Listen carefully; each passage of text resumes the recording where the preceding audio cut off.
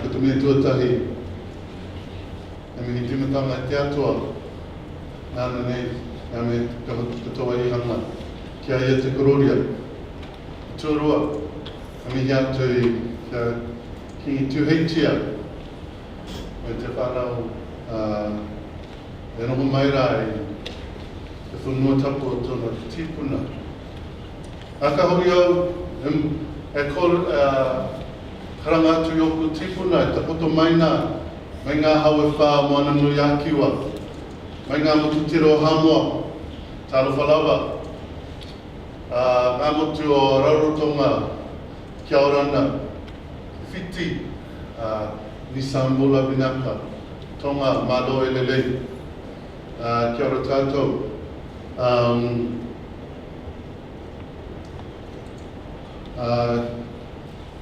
Te hunga mate, ko whaturangi tia rātou te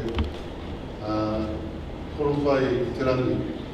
Haere rātou, kia tātou te hunga ora, nā mai, ora mai pia tātou, kia tātou, tēnā koto, kia ora tātou. Mō mōna whātalo whātu le pa ia mara maro whātastas mai le ni aso whātai mo le awano, o tuina mai na ia whai estau talama mo le nei whonotanga I le nei aso whātai, o nā o tātou maua le langi mā I le alofa manuia mai le atua o tātou te mā whātai mo le awano, ia me ia pia Jesu Kiriso o nō tātou whonotanga I le nei aso whātai.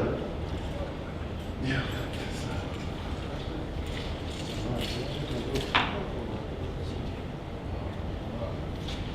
Talawalawa, and thank you for the opportunity to come and be part of today's Indigenous presentation.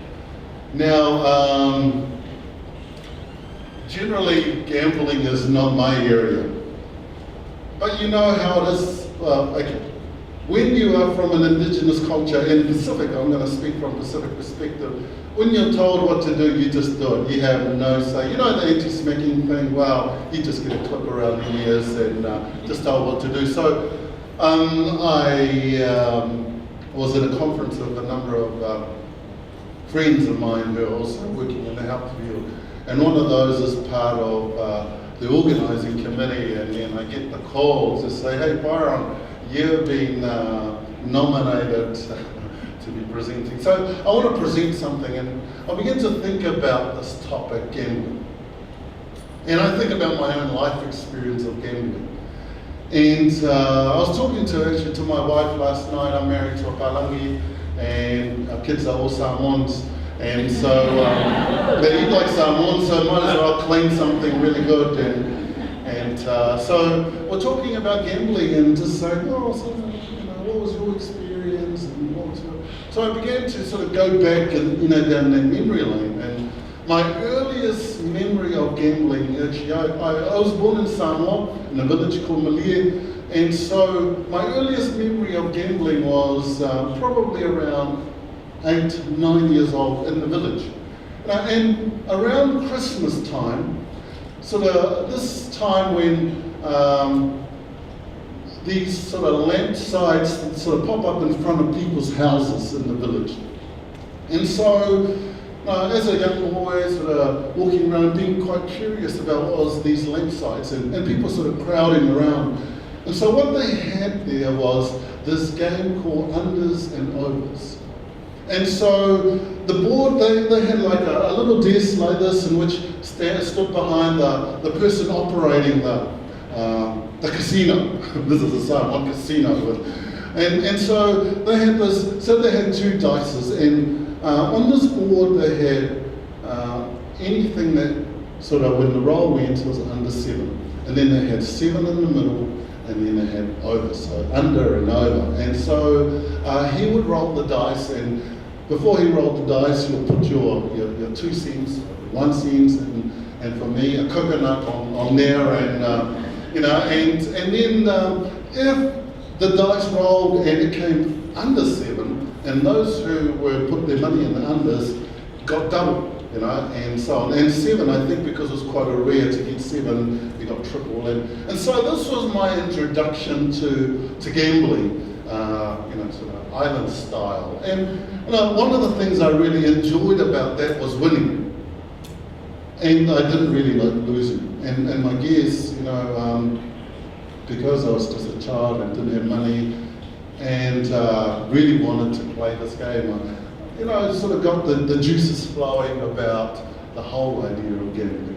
And then I began to think, when else was gambling around? Because surely it must have been in my genes and my makeup and back in historically. And so the next game that sort of was actually at my auntie's house. Right next door was this game called Keno. And Keno was similar to bingo. In bingo, you sort of had four corners, and then there was a whole lot of numbers that were sort of rolled around, and then it was called out. And again, the whole excitement of winning something, even if it was 5 cents, and even when after you won, your mum took it off you, and said, this is for your education. So I thought, well, okay, so that's sort of been around, and then I came to New Zealand around 1982, and with my family, to pursue the illustrious dream of making it and becoming rich and millionaire. And then I went into counselling, and you don't get rich in counselling at all. So and then we moved down to Hamilton, and my uncle there was doing horse feeding, and I didn't know what that. All I knew is he said, all these Palangi names, we don't know what they mean, but can you choose one? And then I would choose one that looked nice. And that was the horses that he was choosing to bet on.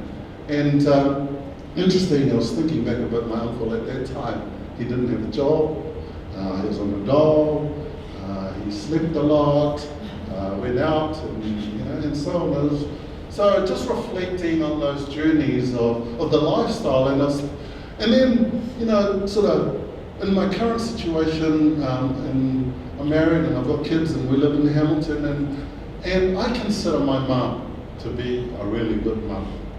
Most of us do, we're really respectful.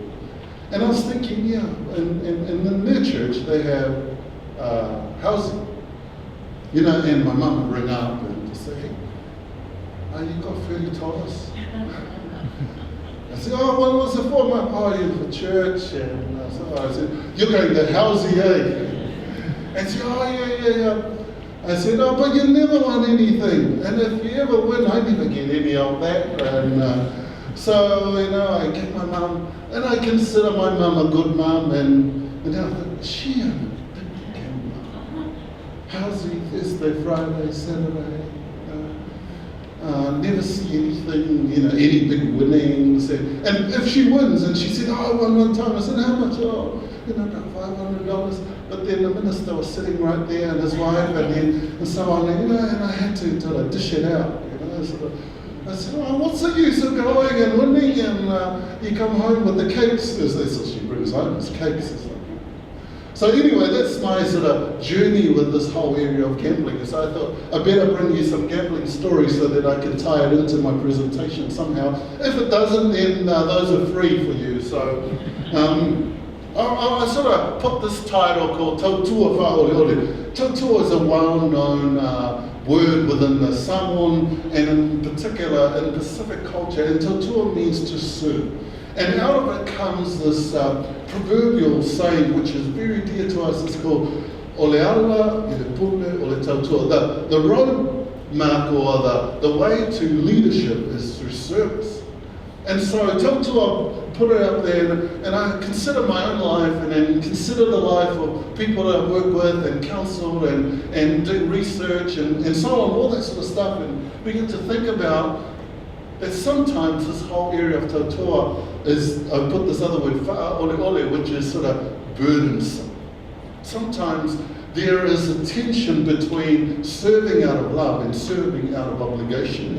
And so I think there is a paradox that's happening in which the tension is being sort of worked through between loving and then serving. And so this is one of the dilemmas, particularly when I work with young people, and my research is around young people growing up in New Zealand, or New Zealand born, or young New Zealanders from the Pacific.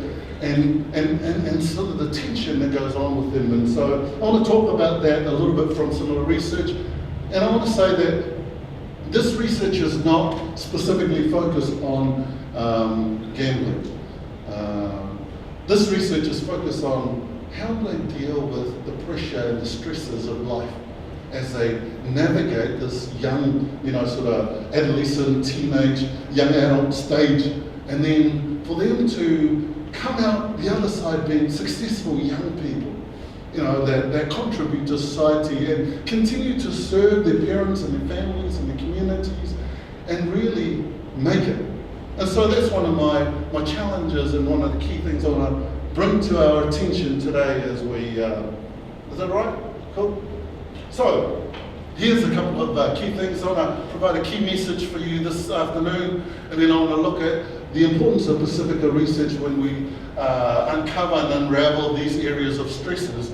And then we'll look at some of my work and some of my findings, and then I want to connect that back to Pacific Health research and then some other things. Hopefully we can have enough time to go through it. So here's a key message I've already said. The pathway to leadership is through service. And this is something that's ingrained within you as a young person growing up, that respect is very important. Service is very important. Being part of community, being part of collective is very important. Yet at the same time, there's an encouragement towards being independent and sort of making it within the Western society, and particularly around gaining an economic foothold for Pacific families.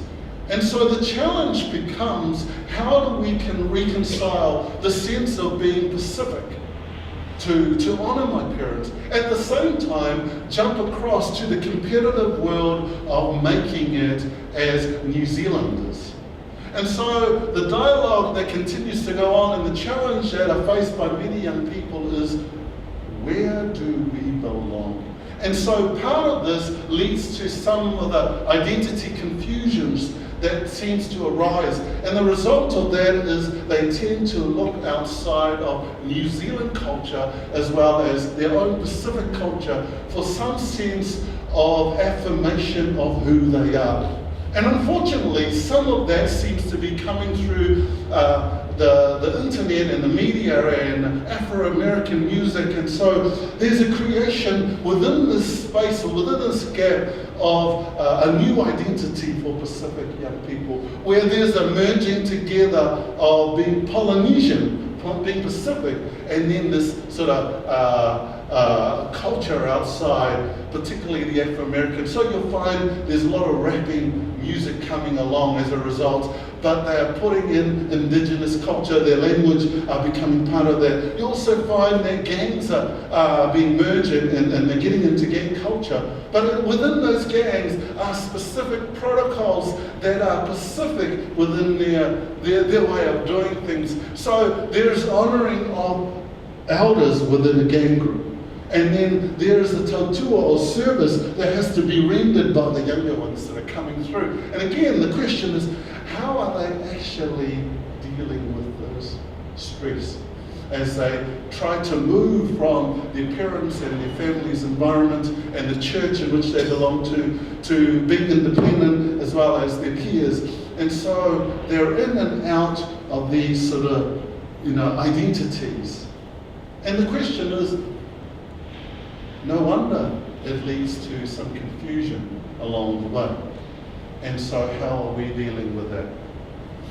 So this is where Pacifica research is important. And for me, as a Pacifica research, as a clinician, as a counsellor, as a psychologist, Pacifica research has its value and has its place in terms of providing information that is useful and supportive of the work that clinicians and people, face-to-face social workers and so on, are doing. And so this is part and parcel of working together in a collective context as a community, rather than the isolation that seems to pervade and encourage within other ways of doing things, particularly Western notions. And so Pacifica research is about generating knowledge and understanding about and for Pacific people. Now this is difficult because even the term Pacific is a categorization for the many island groups that are from Polynesia, Melanesia, and Micronesia. So when you're in New Zealand, you're called a Pacific Islander at best, coconut, punga, all those other names. Yet when you're in our own island group, you're called a Samoan, a Tongan, a Niuean, a Cook Islander. And so here you are being enmeshed within one to be categorized in order for the funding to be applicable to your group. And because you are only a 6% of the New Zealand population, therefore equated to a certain portion allocated to the funding for you, there is a scrap for what is being dished out to Pacific communities. So this is important. Pacific culture, value, practices, protocols, and beliefs underpin its processes before, during, and especially afterwards. For many researchers, they think, okay, I'll make sure that I've got ethical guidelines providing, particularly working with my community, and I'll make sure I have that during because I'm going to go and see them. And then after that, see you later, I've got what I. But it's really important that you continue in terms of this underpinning and holding on to the protocols and values afterwards. This is so vital because you know what? Those people have given and become vulnerable to the information that's been gifted to you. And so your role and your responsibility is to treasure that and to hold on to it and champion those. And it's important those have been championed because you speak on their behalf and they are the community in which you walk. So we become both the recipients of the work as well as the participants of that same work. So it provides us with that ethical guideline and mandate to work courageously sometimes and to work ethically within those parameters. So also we've got, requires the active involvement of Pacific people as stakeholders, as community leaders, advisor participants, also conducts in accordance with Pacific ethical standards, aims to build the capacity and capabilities of Pacific people, and seeks to be responsive to the changing Pacific context. And I was talking to a friend this morning who's part of the Pacific family study out at AUT, and he said, look, we've got over 100 kids in our cohort already who have Pacific Māori backgrounds, Pacific other identities. So there is, the movement between just being Pacific owned to other ethnic groups being aligned with this.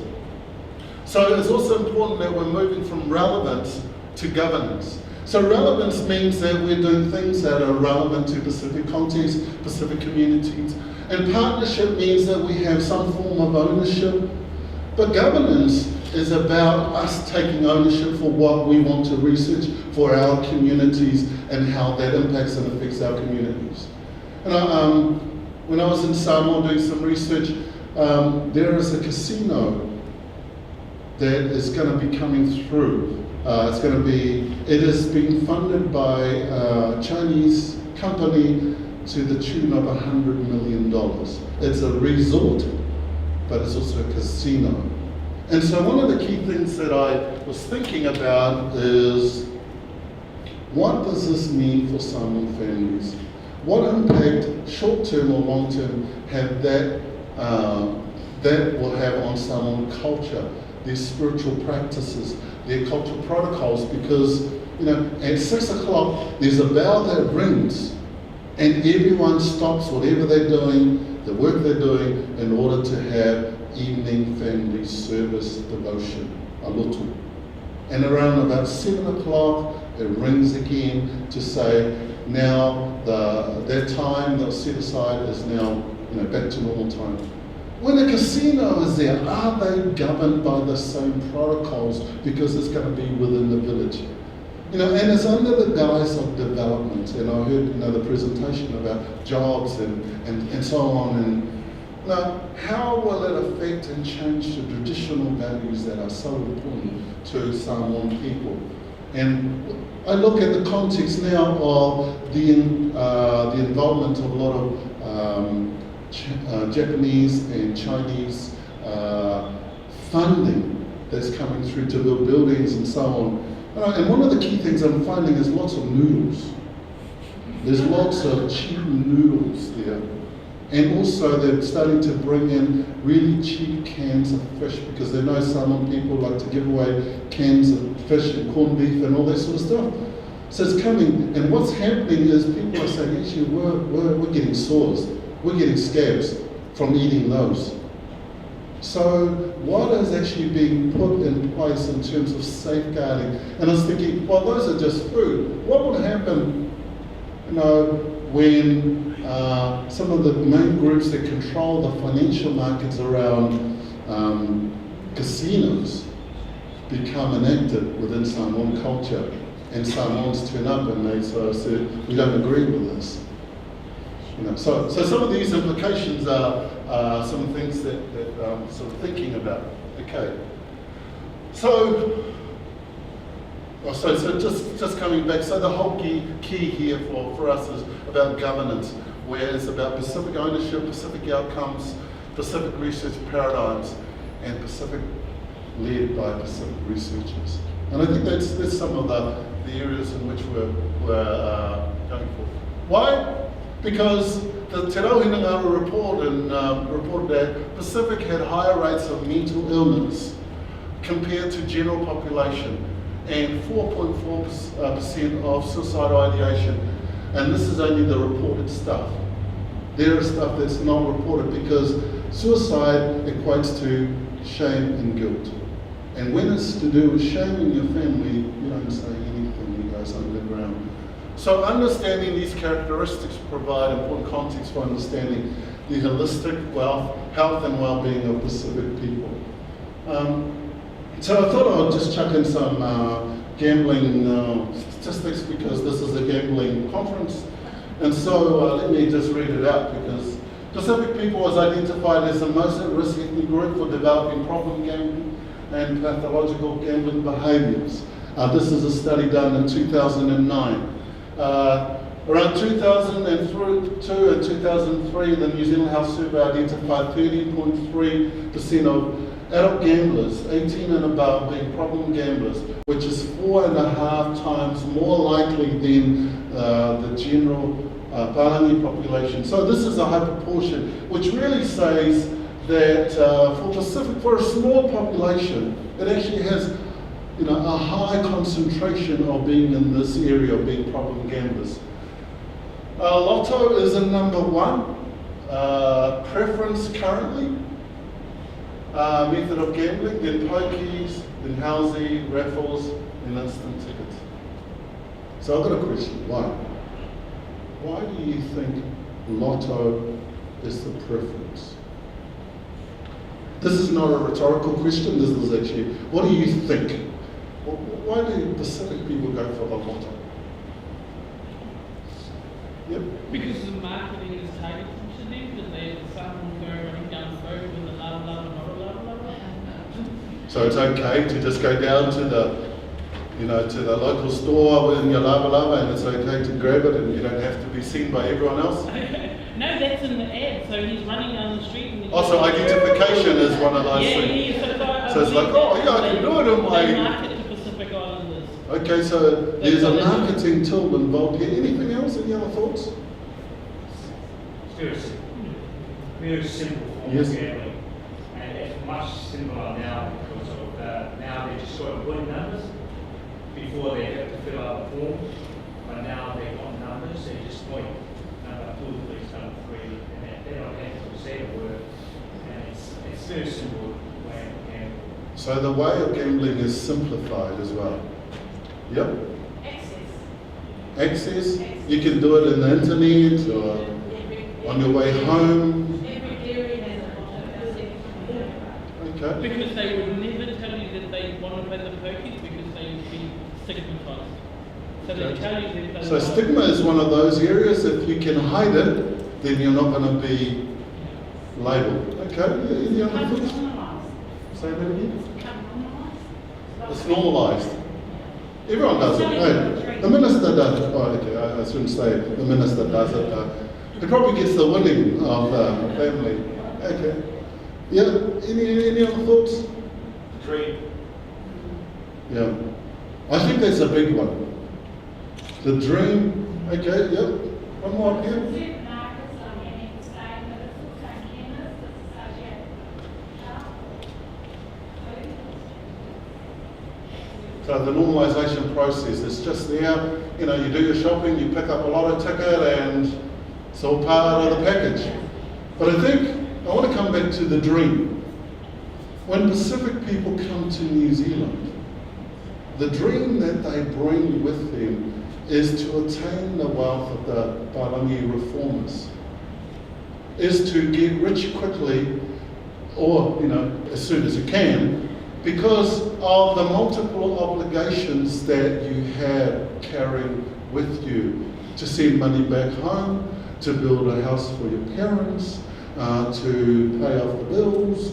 There are many, many things. So this becomes a quick way of getting that large sum. So coming back to the whole tautua thing, this encompasses under that umbrella that takes away the sense of feeling guilty when I'm taking out, because if I win, I'm going to bless my parents. I'm going to bless someone. And often the winnings become a blessing.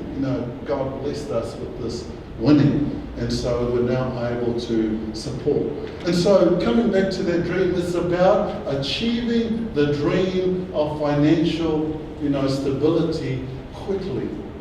And I heard of a family who won something like $20 or $30 million, went back to the village and put up, a house, and then because they've got the ramp, there's no ramp in the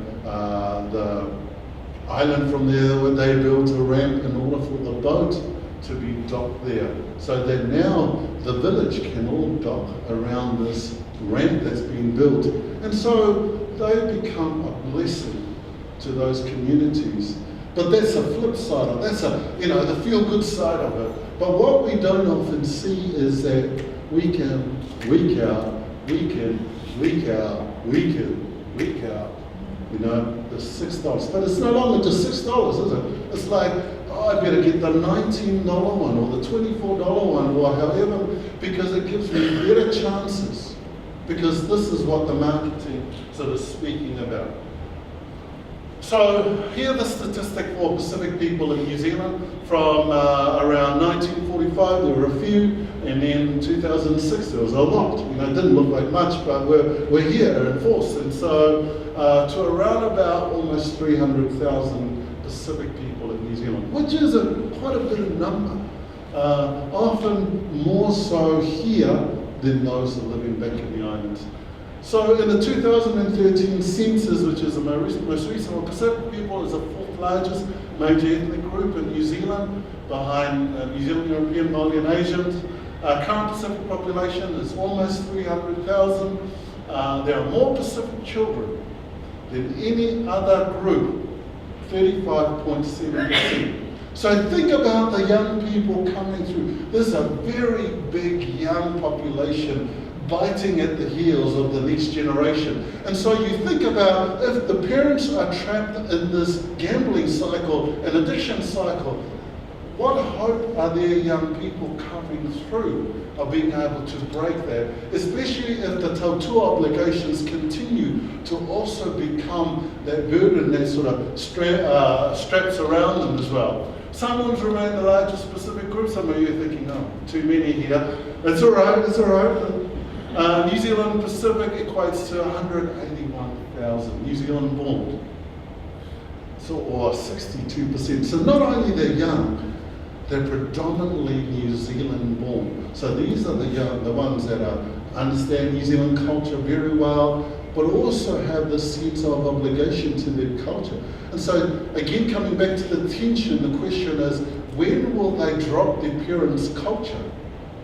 To embrace their own way of doing things, particularly if you're married across to another culture And so this again becomes a tension that equates to mental health and well-being for our young people. So here's what Dr. Foliaki said. He said, when migrant groups doesn't get a reasonable economic foothold in their adopted country within a couple of generations, negative social and health outcomes is a result of that. So this is a Utawa therapeutic approach. This is something I put together as a way of working with Pacific people, particularly from a Samoan perspective, looking at the importance of spirituality.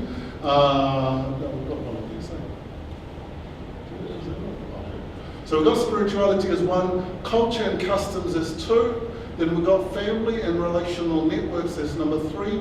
We've got the relational boundaries, which is in Samoan, it's called te ulewa. This is within families. And then we've got the emotional health, the psychological well-being, the social well-being, and then the back one, emotional and psychological. Sorry, this is the physical well-being.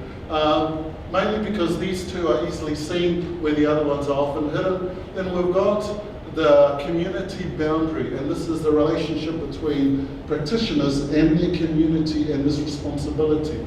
And so we then come back to, before entering into working with families, there's a gifting process called me alofa. Koha, when we go to family, we don't just rock up and just say, we become part of who they are in the community. So relationship is really important.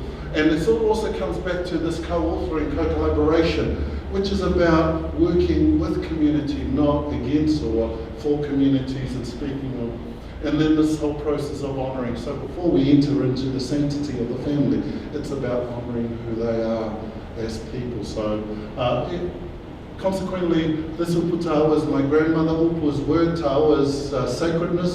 So uputawa is about sacred conversations that happens with families within the context of space. And also is about honouring the people that input into my life. So going back to Indigenous connections. So let me just, 2 minutes, in 2 minutes.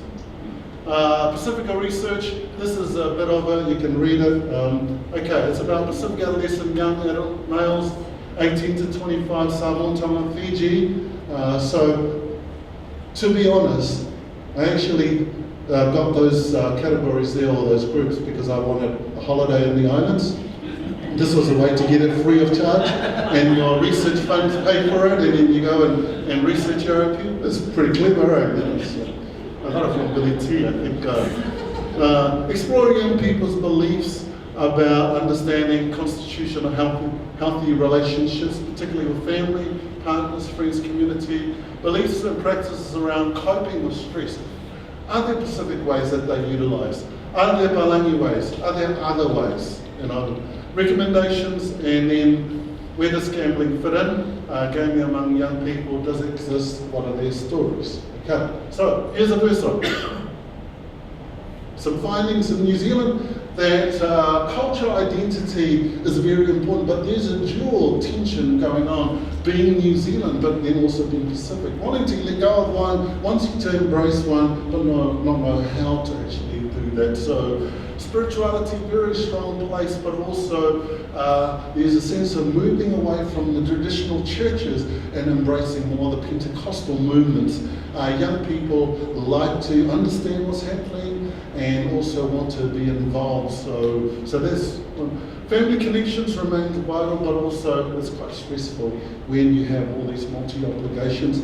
When your student loan or your student allowance is also the one that pays for the family rent, it's very stressful. So having to do that and also maybe needing sometimes to go to work because, or go and pick up your parents from work because you've got the car and so on. So it can become quite stressful for young people. Education is when they succeed, their family succeeds. So this is about a collectiveness that resides within them.